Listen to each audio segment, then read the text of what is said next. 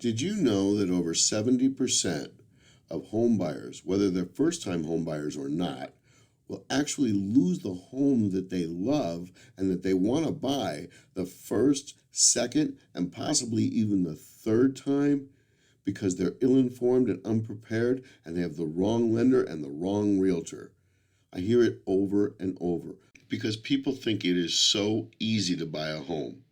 And while it's not rocket science, there are a lot of nuances, and people are shocked to find out how easy it can be just by being prepared, educated, informed, and in the know. In today's video, we'll take a deep dive and help you avoid some of those common mistakes, how to choose the right realtor, and most importantly, why it matters what lender that you use to get the deal done, and how to get the process ready to go so that you're in a position to compete and to win. But before we get started, do me a favor. Like the video. Tells the algorithm that you want more videos about residential real estate. Like, share, and subscribe, and here we go.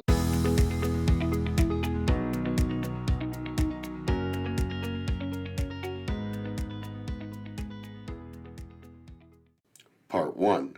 Listening to the wrong people.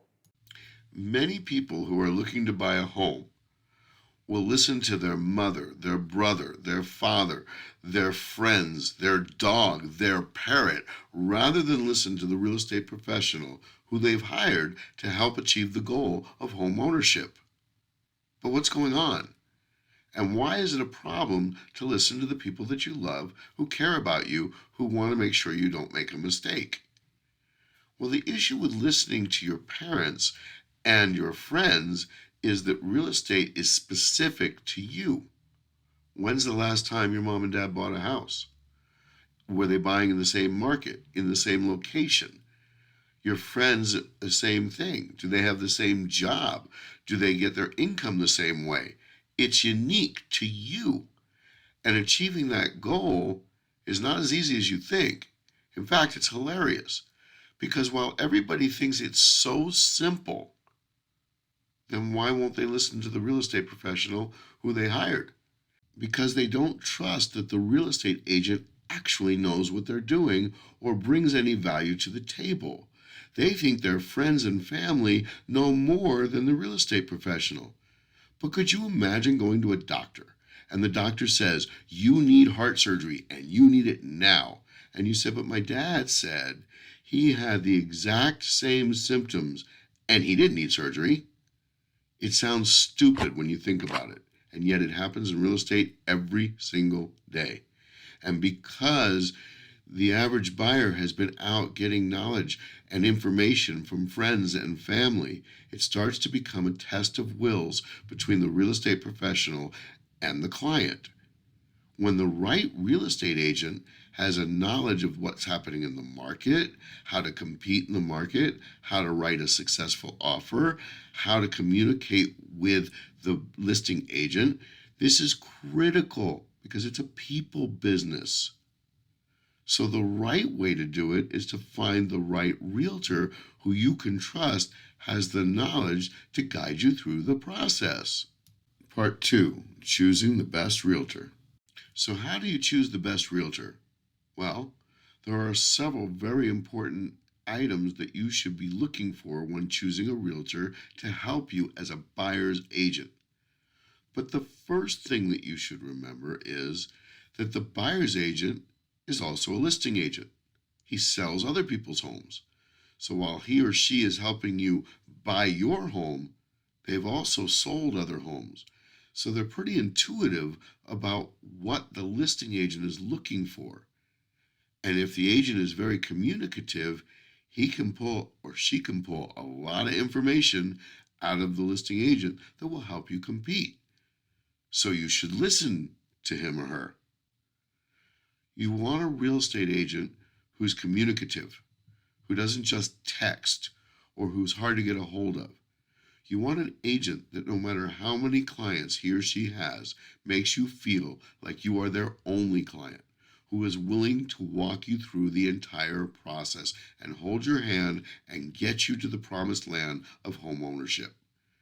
Idealistically, you'd like a realtor who actually will teach you how to compete in today's market with what's going on right now in this market, in your location, under your circumstances.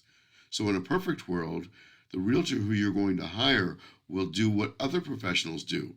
He will have a consultation. He will show you how to write an effective offer, how to have a great strategy, how to narrow down what houses you're looking for, and who's the best lender. That's how you choose a real estate professional. That way, you can trust their knowledge and their guidance, and that they're looking out for your best interest.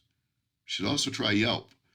Great place to find out if other people were happy with the broker that you're going to use. Part 3, have a plan. So you start looking for a home. You go on Redfin, you go on Zillow, and you start looking at all these beautiful homes, and you're like, ooh, I like that one. I like that one. And the problem is you haven't done any of the legwork to be ready to buy a home.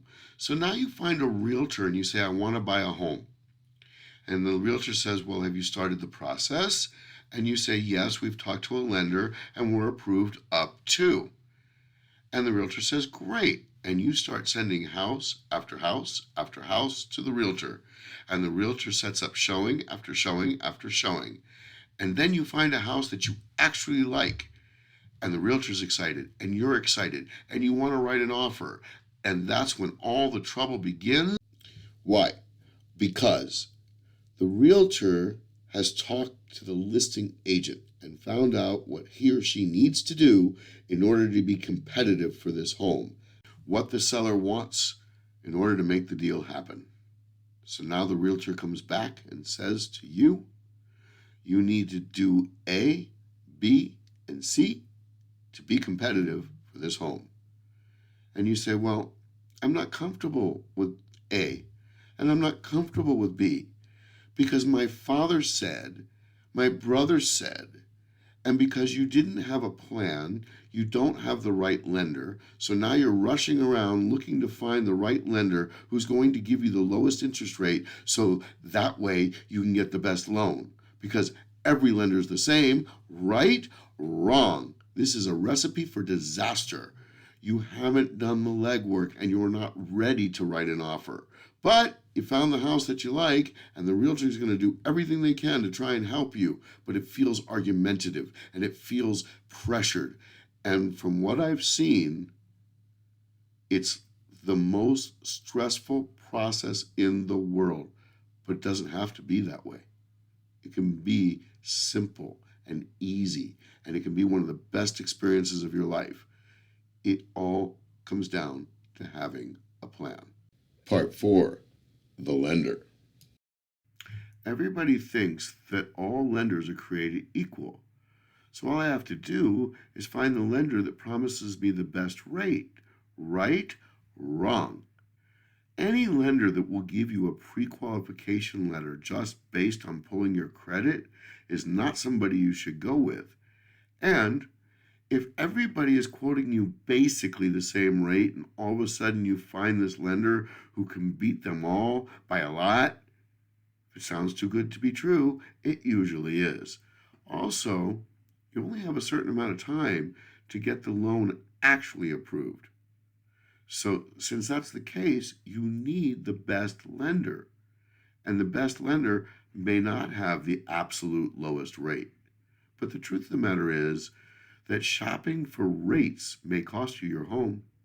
Because if you get your offer accepted with the pre-qualification letter that the lender gave you, and then you start getting into the inspections and the escrow process, and you get to the point where you're waiting for the loan to be fully approved, and the lender calls you up and says, I've got good news, I've got bad news. And you're like going, what? And he's like, well, the good news is I can still get you a loan. The bad news is not the loan I promised you at the rates I promised you. And you don't want that to happen because you may have to back out of the deal. Does this happen a lot? More than you might think. In fact, it might be the number 1 or 2 reasons that escrows fall out of escrow, because the lender didn't do his due diligence and you just went with him because he promised you a great rate. So how do you know what lender to choose? Well, that's a video unto itself. But if it were me, I would want a lender who has a proven track record of success of closing transactions, even if the rate was slightly higher. If the realtor that you're working with refers a lender to you based on a successful relationship over many years, that's probably a really good referral. How do you know? Because the realtor wants a lender who has a track record of success, someone that he or she can trust to get the job done. Because the most important part of choosing a lender is that he or she can close the deal on time as promised, at the rate that he or she promised, on the terms that they promised. That is how you choose a lender. So if your realtor has a referral based on years of working with a lender, that's probably a good referral. Why? Because if the lender doesn't close the deal, then the realtor will lose the client because the client didn't get the house. But if the lender does close the deal, then everybody's happy because it's a symbiotic relationship. Referrals from a good realtor who's trustworthy, who has a great knowledge base, are great referrals. Because an ethical person doesn't want to give you bad referrals. It's bad for business. So the one thing that you should always remember, whether it's the home inspector, the lender, a roofer, etc., if the real estate agent has a track record of success, it's his career, then you can rely on the referrals to be the best referrals he knows how to give. Part 5, Common Mistakes. So it's kind of ironic.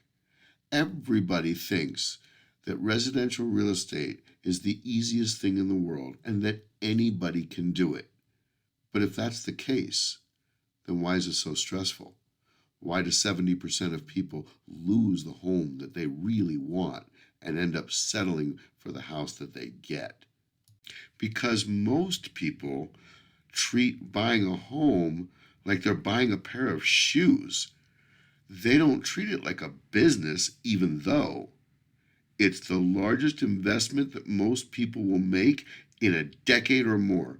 It's usually the largest part of any person's portfolio, and it's your nest egg. So don't treat it like most people treat it. Treat it like a business. Have a plan. Choose a real estate professional who you can trust their guidance and their knowledge. Choose the right lender before you start looking for a home, not after, because then it's already too late. So in conclusion, buying a home can be one of the best experiences of your life. It can also be the worst. So my advice to you is to find a real estate professional who's exactly that, a professional. Someone who's been in the business for 5, 10, 15, 20 years. Because nobody stays in a business for 15 years if they're not making a living at it. It just doesn't happen. And somebody who's been doing it that long probably has a pretty good reputation. So you can probably trust the team that he or she has put together to help you achieve your goal of home ownership.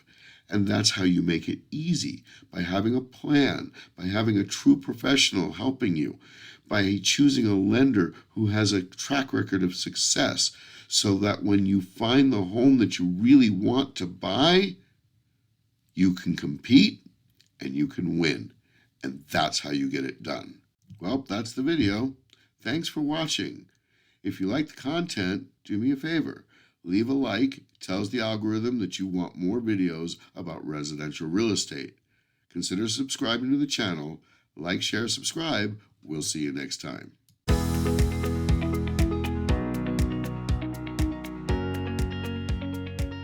I'm Michael Barish. Click here for more videos on residential real estate.